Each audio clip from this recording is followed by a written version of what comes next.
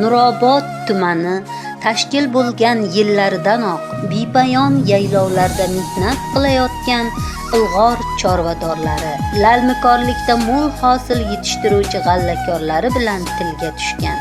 Samarqand va ko'plab viloyatlarning bir qator hududlarida Nurobod deyilganda avvalo bu diyorning go'zal va betakror tabiati, sof havosi, bepayon yaylovlari haqida so'z yuritilgan.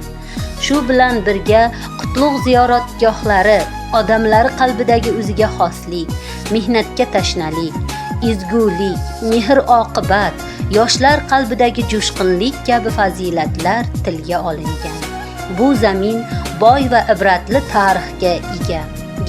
Gektar maydonlarda yastanib yotgan bepayon yaylovlarni kezgan, yuksak tog'lar, ular etaklaridagi qishloqlarda bo'lgan bir qator joylardagi osori atiqalarni ziyorat qilganlar bu zamin tarixining necha asrlarga borib taqalishini teran his etadilar.